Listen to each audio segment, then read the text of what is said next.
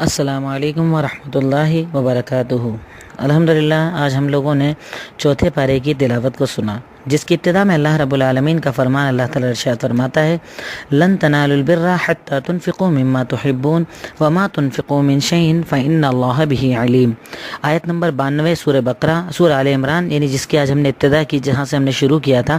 اللہ تعالیٰ اس میں ایک عظیم درس ہم مسلمانوں کو دیتے ہوئے ارشاد فرماتا ہے کہ تم لوگ بھلائی کو اس وقت تک نہیں پہنچ سکتے جب تک کہ تم وہ چیز خرچ نہ کرو جسے تم پسند کرتے ہو، اور جو بھی تم خرچ اللہ کے راستے میں کرتے ہو اللہ تعالیٰ اسے جاننے والا ہے۔ یعنی اللہ تعالیٰ اس آیت کے اندر ہم مسلمانوں کو یہ درس دے رہا ہے، جیسے آج ہوتا ہے نا، رمضان کا مہینہ آیا، ہم لوگ خرچ کرتے ہیں، کیسا خرچ کرتے ہیں؟ پرانے کپڑے غریبوں کو دے دو، پرانا سامان غریبوں کو دے دو۔ اللہ تعالیٰ ارشاد فرما رہا ہے کہ تم لوگ اگر بھلائی کو چاہتے ہو تو وہ چیز خرچ کرو جسے تم پسند کرتے ہو۔ یہاں تک کہ دوسری آیت میں اللہ تعالیٰ ارشاد فرماتا ہے کہ ایسی چیز خرچ کرو کہ اگر وہ چیز تمہیں دے دی جائے تو تم اسے قبول کرو، قبول کرنے میں تمہیں تکلیف نہ ہو۔ تو انسان کو جہاں پرانا خرچ کرے وہاں نیا لے کر بھی اللہ تعالیٰ کے راستے میں خرچ کرنا چاہیے، اور خوب خرچ کرے تو اللہ تعالیٰ اس خرچ کو قبول فرماتا ہے۔ اس آیت کے بعد کی آیتوں کے اندر اللہ تعالیٰ نے کچھ حضرت ابراہیم علیہ السلام کا ذکر کیا، کچھ اہل کتاب کا ذکر کیا۔ اس کے بعد اللہ تعالیٰ، یعنی خاص طور پر میں کہتا ہوں کہ آج ہم سب کو یہ آیتیں تو خاص طور سے پڑھنا ہی چاہیے۔ آیت نمبر 102 سے لے کر تقریباً آیت نمبر 112، اللہ تعالیٰ کا فرمان، وَاعْتَصِمُوا بِحَبْلِ اللَّهِ جَمِيعًا وَلَا تَفَرَّقُوا، اے لوگوں مل کر مضبوطی سے اللہ کی رسی کو تھام لو اور آپس میں تفرقے کے اندر ایک دوسرے کو نہ بانٹو، فرقوں کے اندر نہ بٹو۔ اور اس کے آگے اللہ تعالیٰ ارشاد فرماتا ہے، صحابہ کرام کی جماعت، اللہ تعالیٰ کی نعمتوں کو یاد کرو جو اللہ نے تم پر کی، جبکہ تم آپس میں ایک دوسرے کے دشمن تھے تو اللہ تعالیٰ نے تم لوگوں کو آپس میں ایک دوسرے کا بھائی بھائی بنا دیا، تمہارے دلوں کے اندر محبتوں کو ڈال دیا۔ جس کی آج سب سے زیادہ اس امت کو ضرورت ہے وہ ہے اتحاد اور اتفاق۔ اسی کا درس اللہ تعالیٰ اس آیت کے اندر دیتا ہے کہ اگر عزت اور سربلندی چاہتے ہو تو صفوں میں اتحاد پیدا کرو، دلوں سے حسد، کینہ، کپٹ، بغض و عناد کو نکال دو، نفرتوں کا خاتمہ کرو۔ آج ہمارے یہاں پر جماعتوں کے نام پر، فرقوں کے نام پر، بڑا کون چھوٹا کون، ذمہ دار کون تو یا میں، ان بنیادوں پر مسجدوں میں، مدرسوں میں، گھروں میں، پریواروں میں، سماج میں، ہر جگہ جو اختلافات پھیلے ہوئے ہیں، ہماری بربادی کا سب سے بڑا بنیادی سبب وہی ہے۔ کیونکہ اللہ تعالیٰ قرآن میں دوسری جگہ ارشاد فرماتا ہے، وَلَا تَنَازَعُوا فَتَفْشَلُوا وَتَذْهَبَ رِيحُكُمْ، کہ تم لوگ آپس میں اختلافات، جھگڑے، لڑائی نہ کرو، اگر ایسا کرو گے تو تم برباد ہو جاؤ گے، دلوں میں بزدلی آ جائے گی اور اللہ تعالیٰ تمہاری ہوا کو اکھاڑ دے گا۔ تو اللہ تعالیٰ اس آیت کے اندر ہمیں متحد رہ کر، مل کر رہنے کا حکم دیتا ہے، اور صحابہ کی مثال دیتا ہے کہ دیکھو صحابہ بھی دشمن تھے لیکن اسلام کے آنے کے بعد وہ کیسے دوست بن گئے، بھائی بھائی بن گئے۔ اس کے بعد دوسرے آیت میں اللہ تعالیٰ ہمیں ہمارا دوسرا فرض بتا رہا ہے، وَلْتَكُن مِّنكُمْ أُمَّةٌ يَدْعُونَ إِلَى الْخَيْرِ وَيَأْمُرُونَ بِالْمَعْرُوفِ وَيَنْهَوْنَ عَنِ الْمُنكَرِ، چاہیے تم میں سے ایک جماعت ایسی ہو جو لوگوں کو بھلائی کا حکم دے، وہ لوگوں کو برائی سے روکے۔ اگر ایسا کرے تو یہ تمہارا بنیادی فریضہ ہے کہ تمہیں لوگوں کو بھلائی کا حکم دینا چاہیے، برائی سے روکنا چاہیے۔ اللہ تعالیٰ نے اس چیز کو بھی ہماری ذمہ داری بتایا ہے، ہم پر فرض بتایا ہے کہ ہمیں جو اچھائی ہم جان جائیں لوگوں تک پھیلائیں، جو برائی ہمیں پتہ چل جائے لوگوں کو اس سے روکیں۔ آج ہمارے یہاں ہوتا ہے کہ اچھائی پر ایک آدمی عمل کرتا ہے، ایک آدمی نمازی ہے، پرہیزگار ہے، حلال کھاتا ہے، حلال کماتا ہے، لیکن وہ کسی کو اس کا حکم نہیں دیتا۔ ایک آدمی برائیاں کرتا ہے لیکن اس سے کوئی نہیں روکتا۔ لیکن یہ ہم پر فرض ہے، شریعت نے ہم پر فرض کیا ہے کہ ہم لوگوں کو بھلائی کا حکم دیں اور برائی سے روکیں، یہ ہمارا بنیادی فریضہ ہے۔ اس کے بعد اللہ تعالیٰ آگے ارشاد فرماتا ہے، اس آیت کے بعد والی آیتوں کے اندر اللہ تعالیٰ نے خاص طور پر ایک بڑا پیارا حکم ہمیں دیا۔ پہلے چیز تو یہ کہ اس آیت کے بعد والی اگر آپ آیتوں کو پڑھیں گے تو ان آیتوں کے اندر آیت نمبر 115 سے لے کر تقریباً اس کے بعد کے 2-2.5 پیج کے اندر اللہ تعالیٰ نے ایک عظیم واقعے کا ذکر کیا ہے جسے غزوہ احد کہا جاتا ہے، اسلام کا دوسرا غزوہ، کہ جب کفار مکہ جمع ہو کر مدینے پر حملہ کرنے آئے تھے کہ جائیں گے، جمع ہوں گے اور مسلمانوں کو ختم کر دیں گے۔ اللہ تعالیٰ نے پورے واقعے کا ذکر کیا۔ میں چاہتا ہوں کہ ان آیتوں کو آپ خود پڑھیں تو انشاءاللہ ترجمے کے ذریعے آپ کو بہت ساری اچھی چیزیں سمجھنے کو ملیں گی، سیکھنے کو ملیں گی۔ واقعہ اس طریقے سے مختصر ہوا تھا کہ کفار مکہ نے کہا کہ ہم جمع ہو کر جائیں گے، مدینہ پر حملہ کریں گے، مسلمانوں کو ختم کر دیں گے۔ اب جب یہ جمع ہونے کے لیے آئے تو چونکہ ہمارے نبی صرف مسجد والے نبی نہیں تھے، جیسے آج ہمارے یہاں 2 طرح کے گروہ ہیں، ایک وہ ہے है कि जिसको सिर्फ मस्जिद, नमाज, रोज़ा, ज़कात, इसके अलावा कुछ नहीं दिखता, यानी वो दुनिया को समझते ही नहीं, जानते नहीं। और एक जमात ऐसी है कि जो बिल्कुल दुनियादार है, तो उन्होंने दीन ही को छोड़ दिया है, जबकि हमारे नबी दीन और दुनिया दोनों को लेकर चला करते थे। आपका इंटेलिजेंस नेटवर्क इतना ज़बरदस्त था कि आप अपने दोस्तों के साथ साथ अपने दुश्मनों की भी खबर रखा करते थे। मेरे खिलाफ कौन साजिश कर रहा है, मेरे खिलाफ कौन क्या सोच रहा है, इस्लाम के खिलाफ कौन क्या करना चाहता है, आप सबकी खबर रखा करते थे। यही वजह थी कि हमेशा दुश्मनों की चालों के पहले आपका एक कदम आगे रहा करता था। इसी तरह ग़ज़वा उहुद में भी जब आपको इत्तला मिली कि लोग मदीना पर हमला करने आ रहे हैं, आप मदीना के बाहर आ गए। अपनी पीठ की तरफ आपने जबल उहुद यानी उहुद पहाड़ी को रखा। आपके साइड के अंदर एक पहाड़ था जिसका नाम जबल रुमात था, एक छोटा सा पहाड़ था। आपने 50 सहाबा कराम को कहा कि तुम जाओ, इस पहाड़ पर चढ़ जाओ, तीरंदाजी तुम्हें करनी है, यानी दूर से जब कोई दुश्मन आता दिखे तो तीरों से मारकर उसे भगा देना। अब 50 सहाबा को मुकर्रर करते वक्त आपने एक जुमला कहा था कि तुम अगर देखो कि हम जीत गए तब भी नीचे मत उतरना, और तुम अगर देखो कि हम हार गए, यहाँ तक कि हमारे जिस्मों को काट दिया जाए, तब भी नीचे मत उतरना, यानी तुम अपनी जिम्मेदारी से हटना मत। ये अल्लाह के नबी का हुक्म था। अब हुआ ये कि जब जंग की इब्तिदा हुई, मुसलमानों का गलबा हुआ, मुसलमान जीतने लगे, दुश्मन भागने लगे, मुसलमान माले गनीमत बटोर रहे, तो दिन 50 सहाबा कराम में इख्तिलाफ हुआ। कुछ ने कहा कि अरे अल्लाह के नबी ने कहा था जंग के लिए,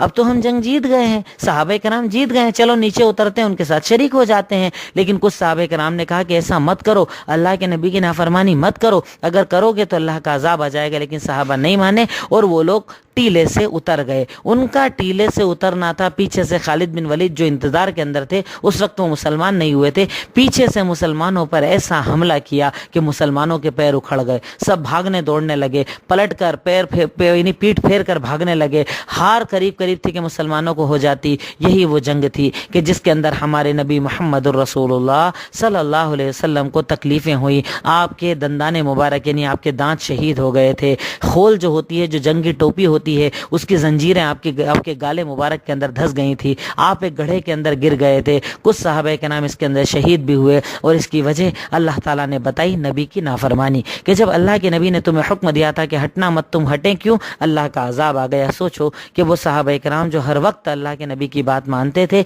एक नाफरमानी की वजह से अल्लाह का अजाब आ जाए। हम दिन भर अल्लाह के नबी की नाफरमानी करें कि हमारा घर अल्लाह के नबी के फरमान के खिलाफ, हम हराम कमाने वाले, हम हराम खाने वाले, हमारे चेहरे काफिरों वाले, हमारा लिबास काफिरों वाला, हमारी बहन बेटियां बेपर्दा काफिरों के अंदाज में, हमारी ज़बान झूठी काफिरों की तरह, हम मक्कारी करें, हम अय्यारी करें, हम दुश्मनी करें, हम लोगों को धोखे दें, यानी कदम कदम पर अल्लाह के नबी की नाफरमानी करें, तो क्यों ना अल्लाह का अजाब आए। बहरकैफ सहाबा कराम ने जब एक नाफरमानी की, अल्लाह का अजाब आया, लेकिन फिर उन्होंने तौबा की, इस्तगफार की, तो अल्लाह ने मुसलमानों को फतह दी, गलबा दिया, जीत दी। तो इसकी डिटेल्स अगर आप चाहें तो इस सूरत के अंदर पढ़ें, इंशाअल्लाह बहुत कुछ सीखने को मिलेगा। अब उसके बाद आयत नंबर 134 के अंदर बड़ी प्यारी बात अल्लाह ताला कहता है और इरशाद फरमाता है, वसारिउ इला मगफिरतिम मिन रब्बिकुम व जन्नतिन अर्दुहा अस्समावाति वल अर्द उइद्दत लिल मुत्तकीन।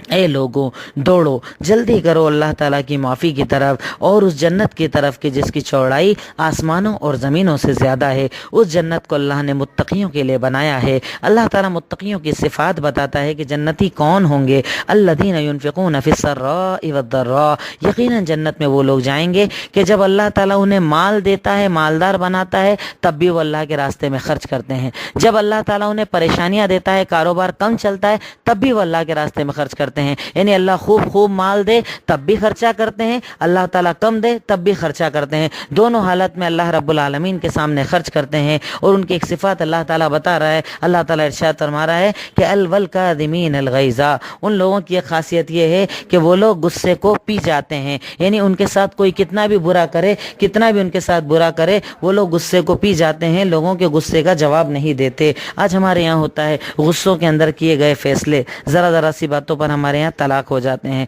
रिश्ते टूट जाते हैं, ताल्लुकात को तोड़ दिया जाता है। अल्लाह रब्बुल आलमीन इस आयत के अंदर मोमिनों को हुक्म दे रहा है कि गुस्से को पीने वाले बनो। चाहे तुम्हारे साथ कोई कितना जुल्म करे, कितना बुरा करे, तुम्हें अपना फ़र्ज़ पूरा करना है, क्योंकि तुम्हारी कब्र में तुमसे तुम्हारे बारे में पूछा जाएगा और सामने वाले से उसकी बुराइयों के बारे में पूछा जाएगा। दूसरा हुक्म दिया वल आफ़ीन अनिन नास, अल्लाह ताला जन्नत उन लोगों को देगा जो लोगों को माफ़ करते हैं। कोई कितना ही बुरा करे, कितना ही बुरा करे, वो लोगों को माफ़ करते हैं। इस ज़िम्न में ایک میں واقعہ آپ کے سامنے رکھوں کہ حضرت ابو بکر صدیق رضی اللہ تعالیٰ عنہ کی بیٹی حضرت عائشہ صدیقہ رضی اللہ تعالیٰ عنہ پر زناکاری کا نعوذ باللہ الزام لگایا گیا، جو اللہ کے نبی کی بیوی تھی۔ الزام لگا، حضرت ابو بکر صدیق رضی اللہ تعالیٰ عنہ ایک صحابی پر خرچہ کیا کرتے تھے جن کا نام تھا مستح بن اساسہ، یہ ان کے گھر خرچہ چلایا کرتے تھے۔ اب جب الزام کی بات آئی تو مستح بن اساسہ ان لوگوں کے ساتھ ہو گئے جنہوں نے الزام لگایا۔ یعنی سوچو کہ جس کی بیٹی پر الزام لگایا جا رہا ہے، الزام لگانے والا وہ کہ جس کا باپ خرچہ کرتا ہے، یعنی باپ آپ کے اوپر خرچہ کرتا ہے اور اب اسی کی بیٹی پر زناکاری کا نعوذ باللہ الزام لگا رہے ہیں۔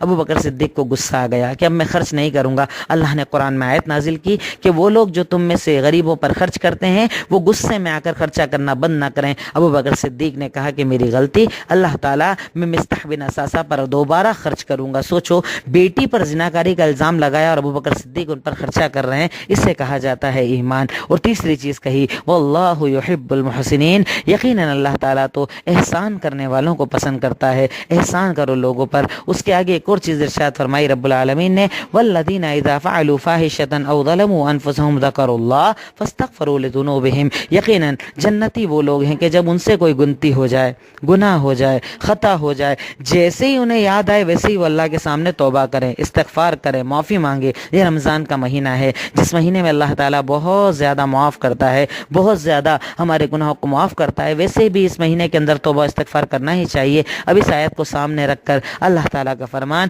کہ مومن وہ ہے کہ جب اس سے کوئی غلطی ہوتی ہے، جیسے ہی اسے یاد آیا کہ مجھ سے غلطی ہوئی، فوراً وہ توبہ میں گر جائے، استغفار کے لیے جھک جائے، رو رو کر اللہ تعالیٰ سے معافیاں مانگے۔ وَمَن يَغْفِرُ الذُّنُوبَ إِلَّا اللَّهُ، اور بتائیے کون ہے گناہوں کو معاف کرنے والا سوائے اللہ کے۔ یہ آیت نمبر 135 ہے۔ اللہ تعالیٰ اس کے آگے ارشاد فرماتا ہے کہ مومن وہ ہیں کہ جو لوگ اپنے گناہ کو بار بار نہیں کرتے۔ ہم لوگ کیا کرتے ہیں کہ گناہ بار بار کرنا پھر توبہ کرنا۔ اللہ تعالیٰ کہہ رہا ہے کہ مومن وہ ہیں کہ گناہ جب ہو جائے، ٹھیک ہے ایک بار ہو گیا، لیکن وہ بار بار ایک ہی گناہ نہیں کرتے بلکہ نیکی کے راستے پر چلتے ہیں۔ اب اس کی بات کی آیتوں کے اندر اللہ رب العالمین نے مومنوں کو کچھ دروس دیے، کچھ واقعات، وہی جو اس کے اندر میں نے آپ کو بتایا 153 نمبر 154 نمبر آیت اگر آپ پڑھیں گے تو پھر وہی واقعات اللہ تعالیٰ ذکر کرتا ہے۔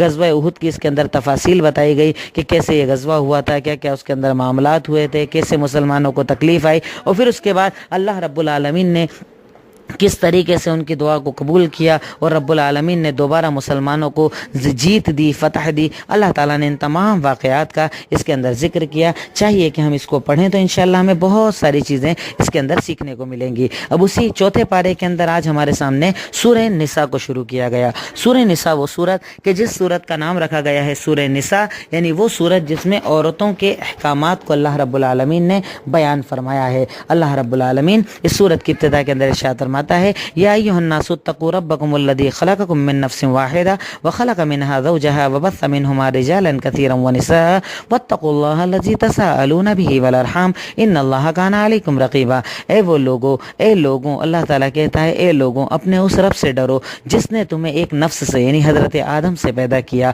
اور آدم کو پیدا کرنے کے بعد ان سے ان کی بیوی حوا کو بنایا، اور ان دونوں کے ذریعے اللہ تعالیٰ نے بہت سارے مردوں اور عورتوں کو دنیا کے اندر پھیلا دیا۔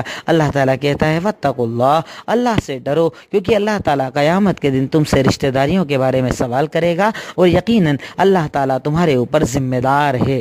یہ آیت آپ نے دیکھا ہوگا اکثر نکاح کے خطبے کے اندر بھی پڑھی جاتی ہے۔ کیا مقصد ہے اس کا؟ کبھی ہم نے غور کیا، کبھی سوچا؟ اللہ تعالیٰ اس آیت کے اندر ہمیں یہ کہہ رہا ہے کہ بھئی ایک لڑکا لڑکی اگر آج مل رہے ہیں، میاں بیوی بن رہے ہیں، تو ایسا مت سمجھنا کہ اللہ نہیں پوچھے گا۔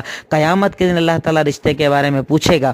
آدمی سے سوال ہوگا کہ تو کسی کی بیٹی کو لایا تھا، تو نے اس کا حق ادا کیا، اسے کھانا کھلایا، اس کے کپڑے پہنائے، اس کے گھر کا انتظام کیا، کہ تو نے چوراہے پر بیٹھ کر وقت ضائع کیا؟ جو آج ہمارے نوجوان کرتے ہیں کہ میں تو ہر دن ہوٹل میں کھانا کھاؤں لیکن بیوی سے کبھی نہ پوچھوں، میں تو چاروں طرف گھومتا پھروں لیکن بیوی سے کبھی نہ پوچھوں۔ جس طریقے کے آج مسلمان معاشرے کے اندر حالات بنے ہوئے ہیں، یقیناً اللہ تعالیٰ قیامت کے دن سوال کرے گا۔ اسی طریقے سے اللہ تعالیٰ عورت سے سوال کرے گا کہ بتا تو نے کیا شوہر کا حق ادا کیا؟ شوہر کی ذمہ داریاں تجھ پر تھی، اس کے فرائض تجھ پر تھے، اس کی اولاد کی ذمہ داری تجھ پر تھی، اس کے مال کی ذمہ داری تجھ پر تھی، کیا تو نے ادا کیا؟ یقیناً دونوں کو جواب دینا ہوگا۔ جب تک وہ جواب نہ دیں گے اللہ کے سامنے سے ان کے قدم ہٹ نہیں پائیں گے۔ اس کے بعد اللہ تعالیٰ نے ایک اور حکم دیا चौथी नंबर आयत सूरह निसा के अंदर वातुन्निसा सदक़ातुहुन्ना निहला, यकीनन औरतों को उनकी महर खुशदिली से अदा कर दिया करो। इस आयत से पता चलता है कि शादी जब होती है तो फ़ौरन महर दे देना चाहिए। हमारे यहाँ क्या होता है, बुढ़ापे तक महर अदा नहीं करते, यहाँ तक कि मरते वक्त माफ़ करवाते हैं। यकीनन ये इस्लाम का तरीका नहीं। इस्लाम कहता है कि महर को फ़ौरन अदा कर देना चाहिए। उसके बाद यही वो सूरत है कि जिसकी इब्तिदा के अंदर अल्लाह ताला ने पहले तो यतीम के अहकामात को बताया कि जैसे मिसाल के तौर पर किसी के माँ बाप का इंतकाल हो गया, बच्चा छोटा है और उसकी प्रॉपर्टी है। अब अगर आपके हाथ में प्रॉपर्टी आ जाए तो आपको कैसे उसको चलाना है, कैसे संभालना है, बड़े होने पर उसे कैसे वापस देना है, ये सारी चीज़। उसके बाद कुरान की सबसे बड़ी आयत जो सूरह निसा की आयत नंबर 14 है, जिसे विरासत की आयत कहा जाता है, इसमें अल्लाह रब्बुल आलमीन ने विरासत के अहकामात को बताया कि बेटे का हिस्सा क्या होगा, बेटी का हिस्सा क्या होगा, किस रिश्तेदार को कितना माल दिया जाएगा, जो आज ज़रूरत है कि विरासत को तकसीम किया जाए। और इस आयतों में अल्लाह ताला ने एक चीज़ ये भी बताई कि इस्लाम ने औरतों का मकाम कितनी ऊपर रखा है, कि अल्लाह ताला ने सिर्फ ऐसा नहीं कि मर्दों को हिस्सा दिया, अगर बाप का इंतकाल हो जाए तो जो हिस्सा मर्द को मिलेगा उससे आधा औरत को भी देना पड़ेगा, लड़की को भी देना पड़ेगा। अगर आप नहीं देंगे तो अल्लाह ताला कहता है, इसी आयत के बाद में अल्लाह ताला का फरमान, अल्लाह ताला इरशाद फरमाता है आयत नंबर 13 के अंदर, तिल्का हुदूदुल्लाह, यकीनन ये विरासत के जो अहकामात है अल्लाह ताला की बाउंड्रीज़ है, अल्लाह ताला की हुदूद हैं। वमन युतिल्लाह व रसूलहू, जो अल्लाह और उसके रसूल की हिदायत करेगा, अल्लाह उसे ऐसी जन्नतें देगा जिसके नीचे नहरें बह रही होंगी, ये उसमें हमेशा रहेंगे और यकीनन बहुत बड़ी कामयाबी है। लेकिन जो अल्लाह और उसके रसूल की नाफरमानी करेगा, उसकी बाउंड्रीज़ को क्रॉस करेगा, अल्लाह ताला कहता है कि अल्लाह ताला उन्हें ऐसे जहन्नम में डालेगा कि जिसके अंदर वो हमेशा रहेंगे और उसके अंदर उनको बड़ा ही दर्दनाक अजाब दिया जाएगा। तो यकीनन विरासत को तकसीम करना चाहिए। हमारे यहाँ होता है कि बेटी की शादी कर दी, जहेज दे दिया, दहेज दे दिया, हो गया हिस्सा। ये हिस्सा नहीं है, हिस्सा तकसीम करना पड़ेगा। जब माँ बाप का इंतकाल हो तो उनके बचे हुए हिस्से को तकसीम किया जाएगा। अगर नहीं करेंगे तो अल्लाह ताला क़यामत के दिन आपसे सवाल करेगा। तो इन आयतों के अंदर अल्लाह ताला ने विरासत के अहकामात को बयान किया और आखिरी आयत के अंदर अल्लाह ताला ने रिश्तों को बयान किया कि वो कौन से रिश्ते हैं जिनसे आपको पर्दा करना है, वो कौन से रिश्ते हैं जिनसे आप पर्दा ना भी करें तो चल जाएगा। हराम और हलाल रिश्ते अल्लाह रब्बुल आलमीन ने सूरत के अंदर बताए।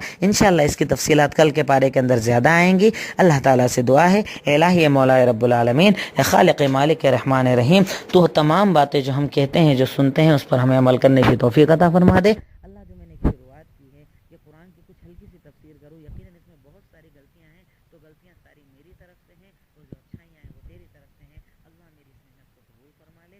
इलाही मौला हम तमाम को अमल की तौफीक अता फरमा दे और आप तमाम से भी गुजारिश है कि अपनी खास दुआओं के अंदर मुझे याद रखें। अस्सलामु अलैकुम व रहमतुल्लाहि व बरकातुहू।